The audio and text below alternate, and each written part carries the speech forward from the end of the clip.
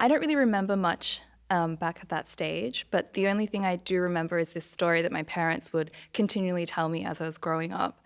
So they went through the 2-3 year process of the adoption, and as soon as they found out that I was theirs and that they were going to pick me up, there was all these riots happening in Korea. So I was born in 87, and I think they were going to pick me up in 88, and they were so terrified that they actually wouldn't be able to, the government wouldn't actually let me leave because of all the political backlash. And so they actually went through the Australian adoption agency and said, we're really worried. And they were like, there's nothing we can do at the moment. You just have to wait and see. And so they actually, my whole family left and went to Hong Kong, and they kind of broke the rules, and they contacted the Korean government and said, we're on our way to pick her up. Can you please make sure her paperwork's ready? And they were like, we'll try our best. And then they called the orphanage. They're like, we'll literally be there in a few days. We're coming to get her, and kind of didn't really tell the Australian agency. And so they all got it done on their own, and then they went and picked me up, and then they brought me back. And that to me has always really stuck with me. Oh, I think I might cry. In that they loved me so much right before they even had me. And for anyone to kind of go to those lengths just means so much. And oh, sorry, I didn't think I'd get so emotional. Yeah, so that's the first thing I remember about my initial adoption. And I don't really know much about why I was adopted apart from the paperwork, but I also have learned that the paperwork isn't always the truth either. So I don't really know the reasons. I only know the circumstances of my adoption based on the paperwork, which is that my biological mother, couldn't afford to raise me, and she'd separated from my biological father. But from researching, that's not always the truth, because the biological mother doesn't want to provide the truth, so it can be then, a story can then be made up. But I have no doubts it's either because of that story or because she was a single mother, and I understand that in Korea, single mothers aren't supported, it's frowned upon, that's the culture. So I believe it's one of those reasons. But I believe that I was put up for adoption out of love. I believe I wasn't aborted out of love. So I feel like, to me, adoption entirely is all about love. Love from the biological mother, and love from the new parents, and then love from me as well. It's just a triangle of love. I have an older sister, and she's their biological daughter, and I have a very loving and caring family. All my cousins are basically like my brothers and sisters as well, so we're a very, very close-knit family. And I grew up in Newcastle, which is on the beach. It's on the coast of Australia. It's very beautiful. So I had a very typical Australian growing up childhood. So I was surfing all my childhood, which I'm not very good at though. And it was amazing. I had an amazing childhood growing up. I don't think my adoption changed anything. To me, I guess I don't know any different though. So it was a pretty amazing childhood growing up, and I love them so much, and they love me. I actually only went to primary school and half of high school in Newcastle, and I was only one of 3 Asians in the entire school. There was actually 2 other Asians there who were adopted as well. So I think Newcastle actually has one of the highest adoption population compared to the population of the city. So it was very normal. I mean, when I was in primary school, I probably had a few questions or got teased a little bit, but I think that's quite normal at such a young age where there isn't that understanding, and it wasn't a huge multicultural city as it was then, or as the world is like now. So yeah, I had a pretty easy childhood growing up, and then I came to Melbourne, and that's when I finished high school. And that's when a lot of things changed for me, because Melbourne, there's a higher population of Asians here, and I started to really make a lot of friends with Asians. And it was almost like an instant connection in a way that I hadn't experienced before. And I think my parents knew as well, because I was just kind of finding myself and learning more about my actual heritage, even though they weren't all Korean, but just Asians in general. I think one of the standout things for me was when I was growing up in Newcastle at such a young age as well. I guess in my mind, the definition of beauty was tanned, blonde hair, blue eyes, very Australian looking. So I never perceived myself as being as beautiful or that attractive, and that's the way that I wanted to look.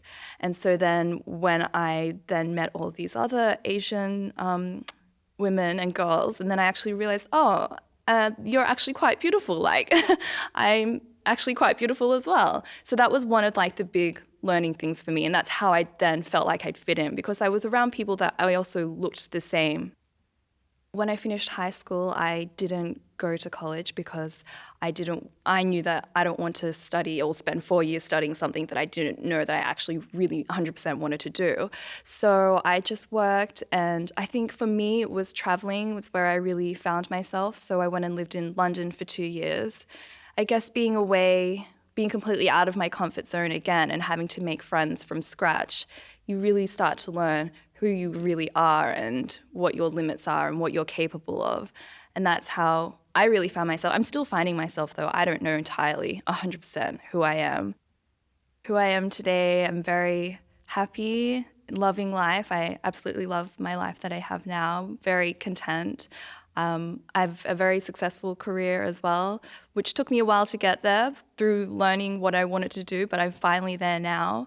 I don't feel like my adoption has defined who I am today now. I think it's just a part of my story, like the beginning.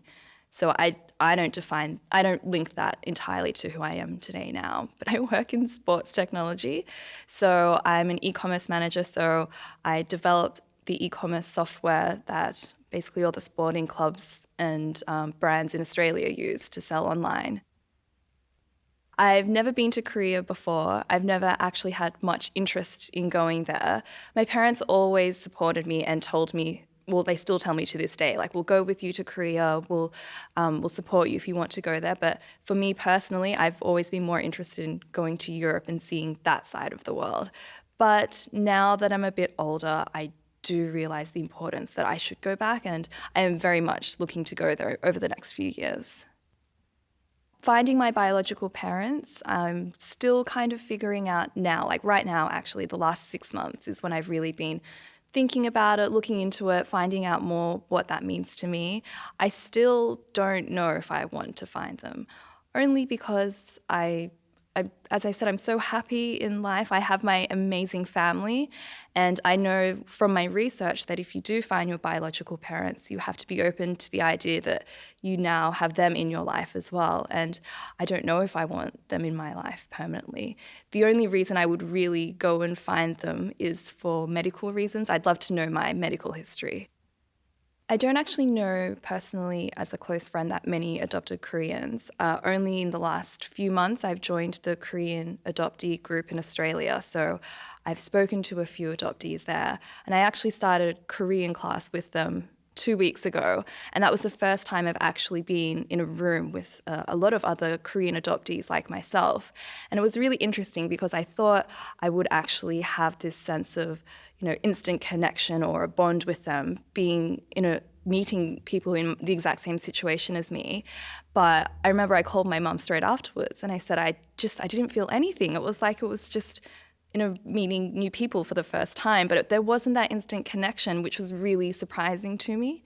So I think, that hasn't really changed much either. Like I think I need to spend more time with them and possibly learn more from them as well and hear their stories.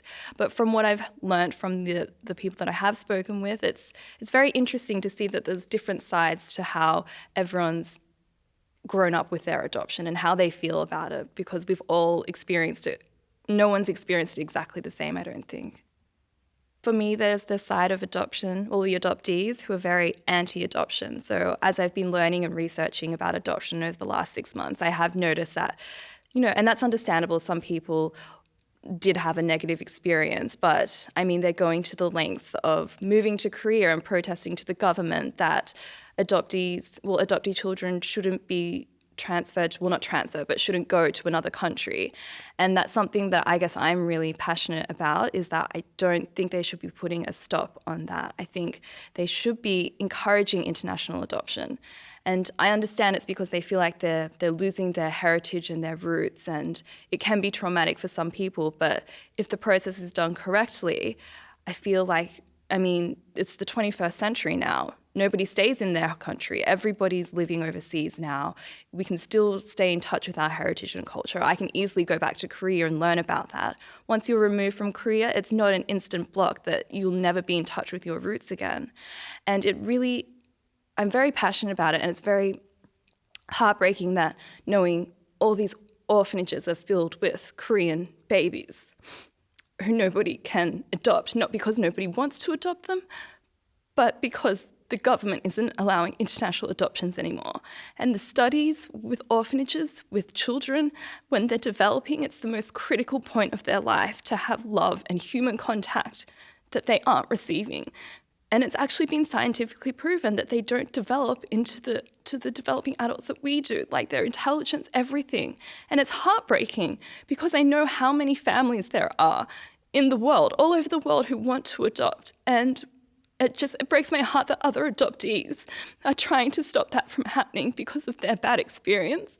But we can change that. That can be changed. There can be processes put in place. So many things can be changed. I don't think stopping adoption is the solution. So that's what I really want to get across.